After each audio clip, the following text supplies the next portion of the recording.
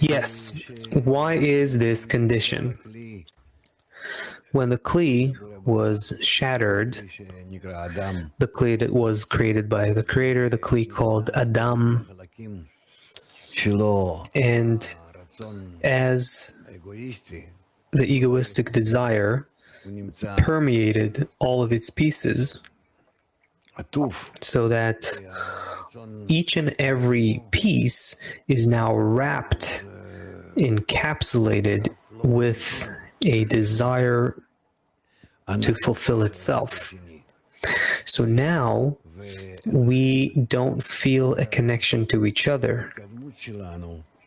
And so all our progress is now measured by how above the natural rejection between us that results from the shattering, as much as we feel this rejection that rules over us, that is called recognition of evil.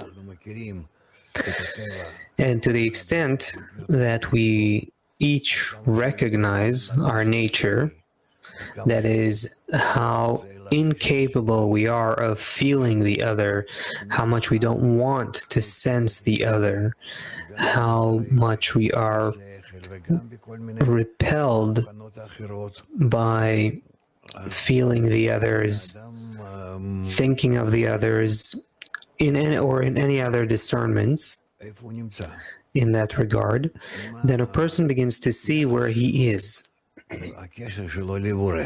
What is his attitude, his relation to the Creator? And that's the only way to measure his true status. Otherwise, we're in some sort of imaginary, false state, and all sorts of incorrect calculations. And if we want to know exactly what is our attitude to the Creator, it can never be better than what our attitude to the 10 is. And that's why all our work towards the Creator is also through the 10. And the connection with the Creator is the connection among the 10. And that's the only way for us to see our true state. And we can't let go of this measurement, but rather each time feel ourselves, measure ourselves, and see how devoted we are to the friends. Because this way we are devoted to the Creator. And devotion means how much am I willing to nullify myself so as to be connected to and existing in the friends and in the Creator. And so, devotion is the Kli, my inclination to the Creator, how much I'm willing to give to Him in order to bestow, as it's called. And so the main thing we have to show each other is how much are we inclined towards each other in the 10, even though no one is there yet, but expressing this tendency is what we have to do as much as we can. And of course, it depends on each person's character and the states he's going through. You don't need to show exaggeration in that. But you still have to help the friends in that you are showing the correct example.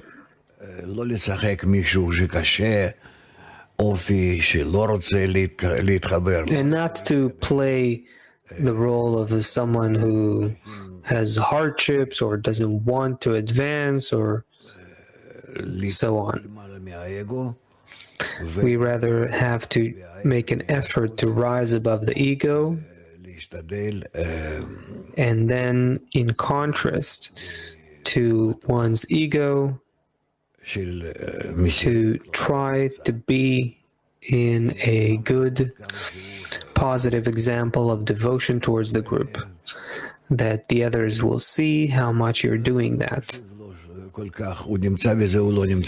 And it doesn't matter to you so much whether you're in that or not. What matters is one shall help his friend.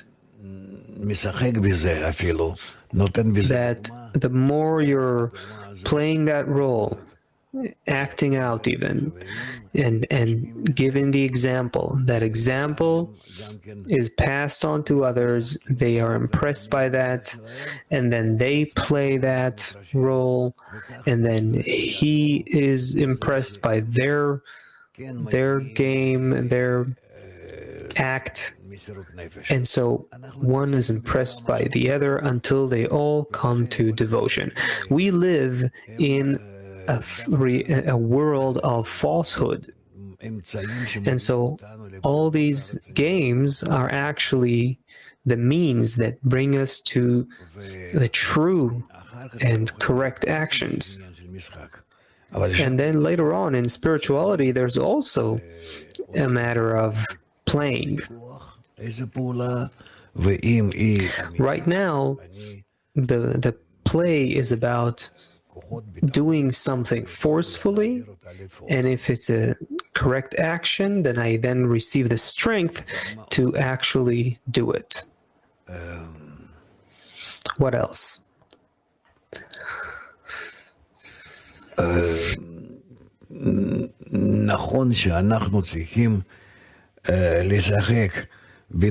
It's true that we need to play, to act out giving and devotion and positive attitude in our corporeal connections. We do this like children are playing nice together until we are impressed by that and we see results from that. Because the light that shines on us is a surrounding light, and so we do all our actions in a similar way. It's not truthful. That light is also not shining on us in a true direct way, but rather from afar. Everything happens in this fashion in our state. And so we play together with devotion and connection. And if we do so, we as if awaken the Creator to play with us as well.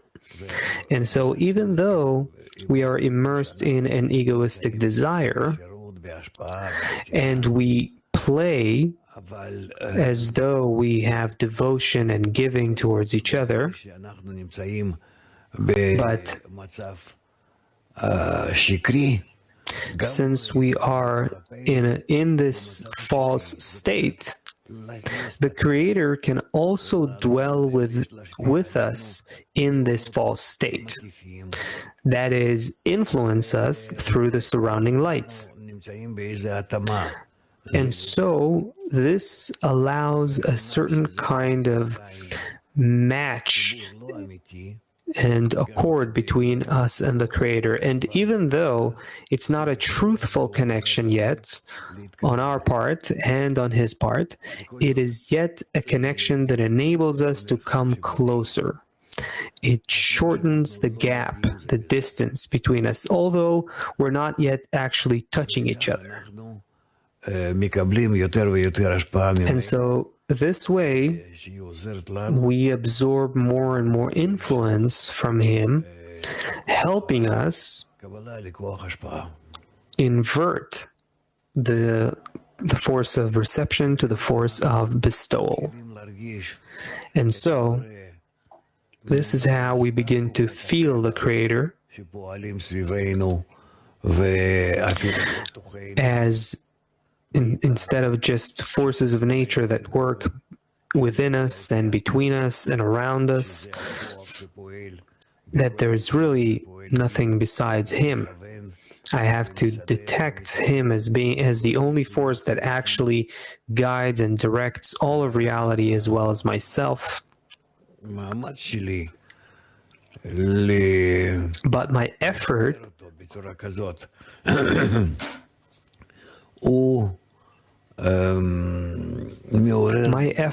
to detect him in this way evokes an increasingly more serious relation and attitude to him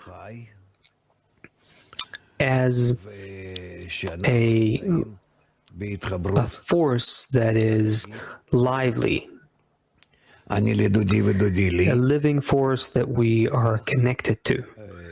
This is called I am my beloved and my beloved is for me.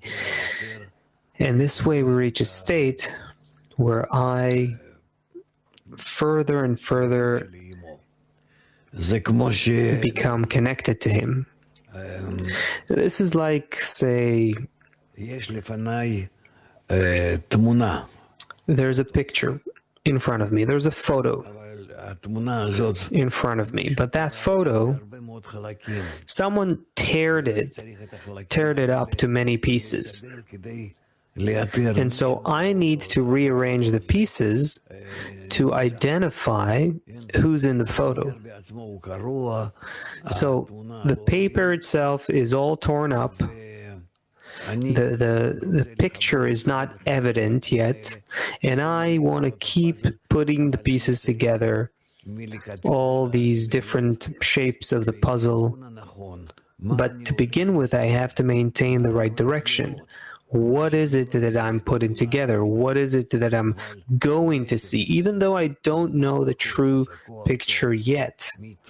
But what is it? It is a force that is good, that does good, that orchestrates everything, that governs everyone.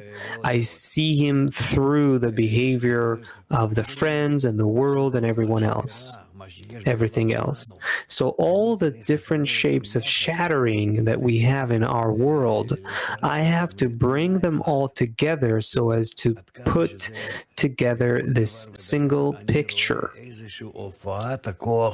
so that I see the appearance of the same one force through everything that exists. And it just appears through these different shattered pieces. And so, if I wish to rearrange, to put together the picture of this force, then I come to that. And my tendency to keep putting these torn up pieces together to a single picture, which means to see through all the states a single force behind me, behind the friends, and we're all aiming to achieve a connection above all of our different torn, shattered states. And again, based on the principle of love covers all crimes, we establish the picture of the Creator through the connection between us. And so my measurement, again, I'm going back to what I started from. My main measurement is in devotion, which is how much do I feel devoted to this process, to the friends, to help everyone, and to feel myself as a representative of the Creator through for the others, and willing to contribute all of my strength, my qualities, my intentions, my efforts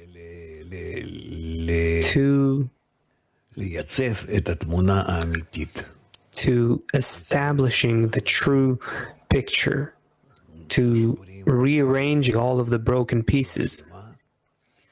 in a complete manner, because that is actually our role and our job in our time, the last generation, to reveal this one unique and unified force, none else besides Him, which stands behind all of the different actions and all of the different frames. We'll discover that.